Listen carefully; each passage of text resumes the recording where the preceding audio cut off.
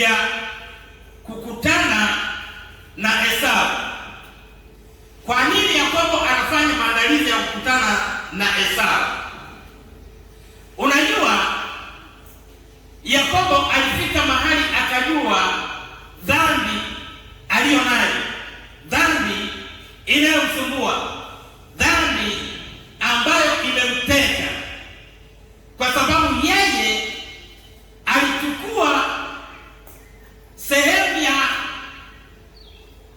yani alichukua mbaraka ambao haukuwa wa kwake. Aliteka mbaraka ambao haukuwa wa kwake, akauteka kwa njia ya hila kupitia kwa mama yake. Ameenda amezungumza na mama yake. Sasa kwa sababu mama alimpenda sana, akampa mbinu.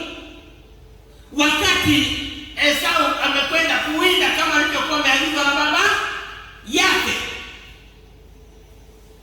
Yakobo mpaka anavaa vazi la ngozi. Sasa baba yake ni kipofu, anapapasa, anasikia manyoya, maana Esau alikuwa ana manyoya kwenye mwili, alikuwa na manyoya. Tunajua mtu anaweza kawa na nywele hivi, si ndio? Akapapasa, akasema nasikia kweli ni nani, lakini sauti kama sio ya Esau. Unajua hila ni hila tu, wakafunika pale, na kwa sababu walikuwa wamepewa mbinu ile, mama yake nani, shetani aliingia mama yake na Yakobo. Sasa basi wakapindua pale mambo, akachukua urithi ambao sio wa kwake. Hata chakula kilicha sijani. Esau alipigwa utapeli wa hali ya juu sana. Alizidiwa akili kweli. Lakini kama Mungu aishi, dhambi unaweza ukaifanya. Lakini ukifanya dhambi haiwezi kukupa amani kwenye maisha. Na nataka niwaambie ndugu zangu, katika maisha ya mtu, katika maisha ya binadamu, kuna neno tunaita amani. Amani, tukiacha amani ya nchi, tunazungumza amani ya kiroho. Amani ya kiroho inaondolewa na dhambi. Dhambi inaondoa amani ya kiroho. Kwa mtu aliyeokoka, dhambi haimpi amani. Dhambi inamuondolea amani, kwa sababu dhambi inaondoa kabisa yani inaondoa namna ya kuona kwako unakoenda. Dhambi ni upofu. Dhambi ni ugaidi. Dhambi ni kifo, na mtu aliyekufa hawezi kujua chochote kinachoendelea. Mtu aliyekufa hawezi kujisaidia kitu chochote. Chochote kitakachokuwa lazima saidiwe na watu ambao wako hai.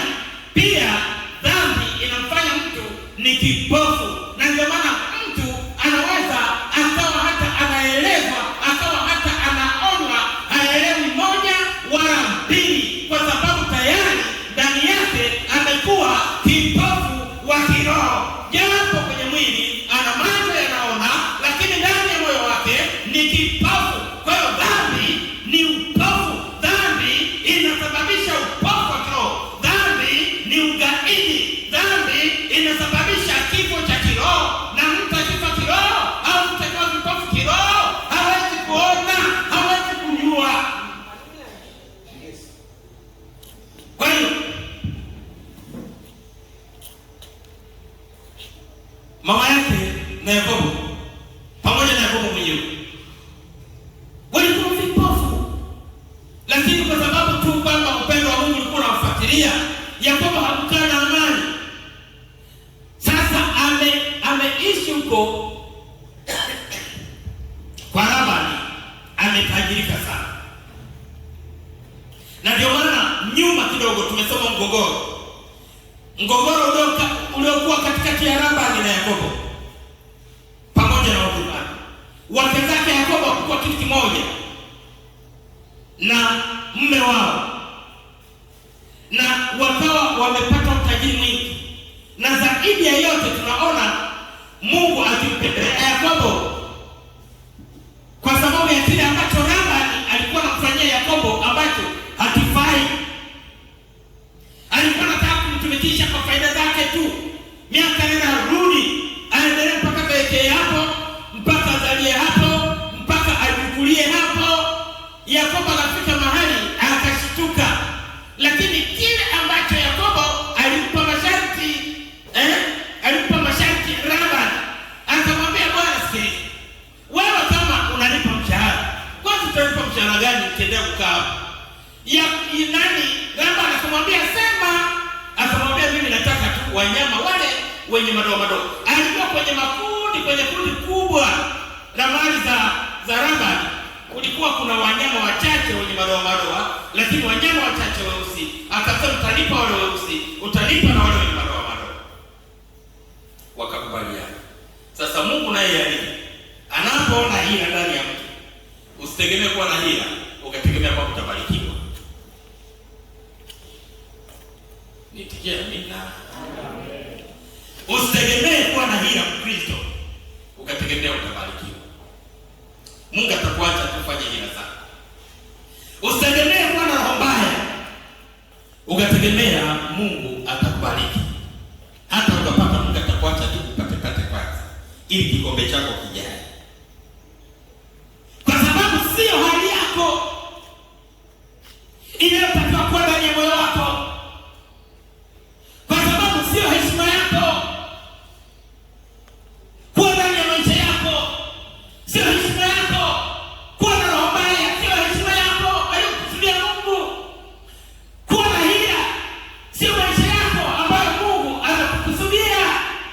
Mungu anakukusudia uwe mtu mwema, uwe mtu wa kuwasaidia watu ambao wamelemewa katika matatizo ya dhambi, katika matatizo ya magonjwa na kadhalika.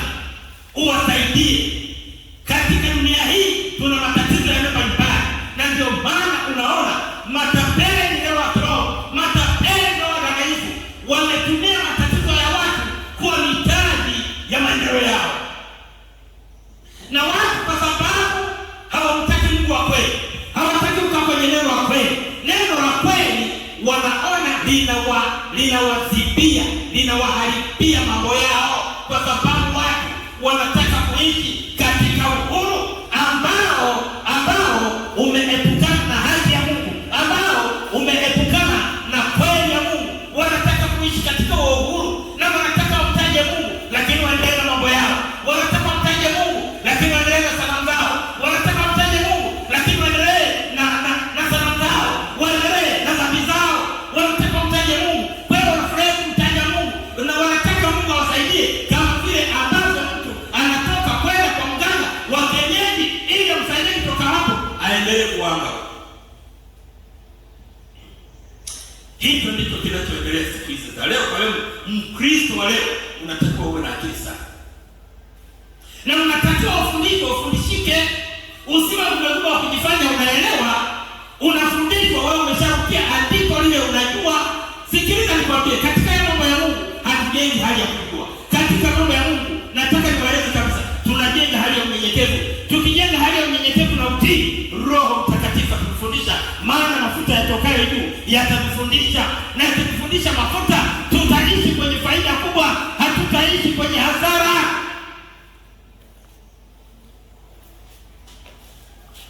Bwana Yesu asifiwe. Bwana Yesu asifiwe.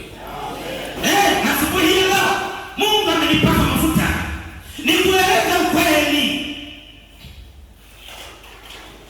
Mungu amenipaka mafuta nikueleze ukweli, nikufundisha ukweli, ili unapomtumikia Mungu umtumikie Mungu kwa furaha yako.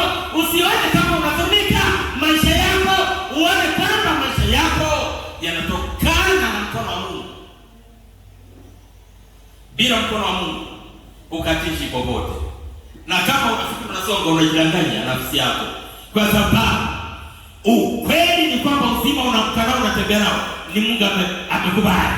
Kama Mungu akikataa lolote linaweza kutokea na usifanye chochote, maana wewe bila Mungu si lolote na wala si chochote. Kuwepo katika mwili ni faida, kwa sababu tuna mambo ya kufanya. Tuna mambo ya kufanya kwa ajili ya familia zetu, tuna mambo ya kufanya kwa ajili ya taifa letu, tuna mambo ya kufanya kwa ajili ya ufalme wa mbinguni wa pekee. Mungu anamtegemea nani ili aweze kufanya kwa ajili ya ufalme wa mbinguni? Na ndio maana tunapoishi katika hii jamii tunahitaji hii. Sisi hatuna tabia na mienendo na kujisikia, no. Bado tunahitaji msaada wa Mungu, kwa sababu Roho Mtakatifu hatuongozi kupeleka kwenye kuangamia. Roho Mtakatifu anatuongoza kwenda kwenye upona. Amina. Amina. Sasa Esau amepanga, Yakobo amepanga safari. Lakini wakati anaanza kushika njia, anakutana na wajumbe wa Mungu. Yeye mwenyewe anakiri kwamba hili ni jeshi. Anakiri. Akatulizana sasa. Kwa sababu wakati anapanga safari, yeye ni mwanadamu. Kile alichomtendea ndugu yake kilikuwa kinampa hofu sana, kwanza kwenda kwa Esau. Alijua kwenda kwa Esau mapigano yatakuwa ni makubwa. Esau anaweza kumtandika akienda ovyo. Kwa hiyo alikuwa na woga, alikuwa na hofu. Ilibidi Yakobo atumie akili zake. Sasa wakati anakutana na malaika, si kwamba Mungu hakuwa pamoja na Yakobo, alikuwa pamoja naye. Anakutana na malaika, anasema sasa hivi ni jeshi. Tumesema hapo kwenye Biblia. Anaazimia sasa kutuma wajumbe watangulie walele kwa nani? Kwa Esau. Tena aliwaweka katika makundi, nafikiri matatu kama sio mawili, ili watangulie kwa Esau. Na kila kundi lilipokwenda lilikuwa lina wanyama wa zawadi ambao Yakobo alimwandalia ndugu yake Esau kama sehemu ya kufanya suluhu. Yakobo alikuwa anatafuta suluhu. Yakobo alikuwa anatafuta msamaha wa kusameheana na ndugu yake. Sikiliza nikwambie, kama unapatana na mtu, kama uligombana na mtu, kama mtu alikupitisha mahali pabaya, dawa ya wewe uliyeokoka ni kumsamehe bure, ni kutafuta suluhu na huyo mtu. Haipo sababu unaweza kuisimamia ukasema mimi huyu simsamehe na wala sitaki kumsamehe. Msamehe.